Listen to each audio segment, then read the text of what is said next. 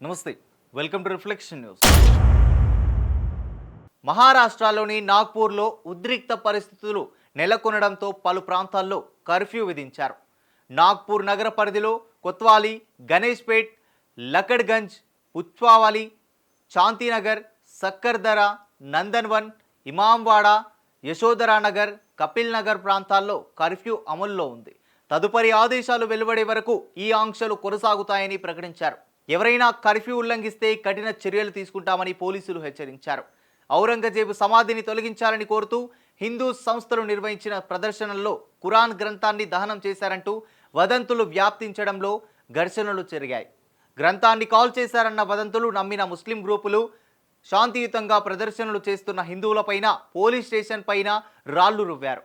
Chitnis park, Mahal ప్రాంతాల్లో సమస్యాత్మక గుంపును పోలీసులు లాఠీచార్జ్ చేసి చెదరగొట్టారు. ఆ తర్వాత కొత్వాలి, గణేష్పేట్, శుక్రవారి తలావ్ ప్రాంతాల్లోనూ హింస చెలరేగింది.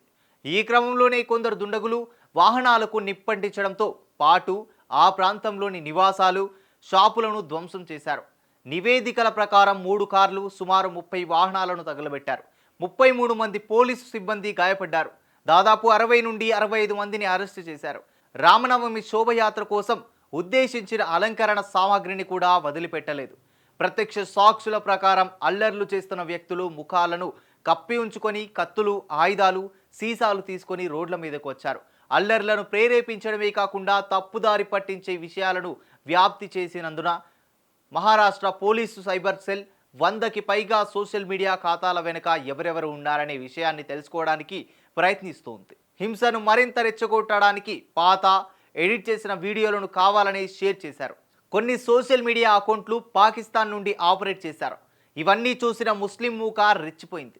స్థానికంగా ఉన్న ప్రజలను కూడా భయభ్రాంతులకు గురిచేశారు. పుకార్లు వచ్చిన వెంటనే అది నిజమా కాదా అని కూడా కొందరు ఆలోచించలేదు. అల్లర్లకు పాల్పడడానికి బదులుగా చట్టపరమైన చర్యలు తీసుకుందామని ముస్లిం పెద్దలు ఎందుకు చెప్పలేదు? బాధ్యతాయుతంగా, నాగరికంగా స్పందించడానికి బదులుగా హింసకు దిగాల్సిన అవసరం ఎందుకు వచ్చింది అనే ప్రశ్నలు ఉత్పన్నమవుతూ ఉన్నాయి.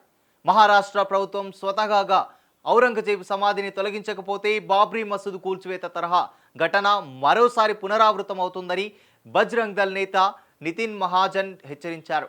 ఔరంగజేబు సమాధిని కూల్చివేయాలన్న డిమాండ్లు ఊపందుకున్న నేపథ్యంలో అధికార యంత్రాంగం అప్రమత్తమై ఆ స్మారకం వద్ద భద్రతను కట్టిదిట్టం చేసింది. మహారాష్ట్రలోని సంభాజీనగర్ జిల్లా కుల్దాబాద్లో ఉన్న సమాధి వద్దకు వెళ్లేవారు భద్రతా సిబ్బంది వద్ద రిజిస్టర్లో సంతకాలు చేయడంతో పాటు తమ గుర్తింపు పత్రాలను చూపించాల్సి ఉంటుందని అధికారులు తెలిపారు.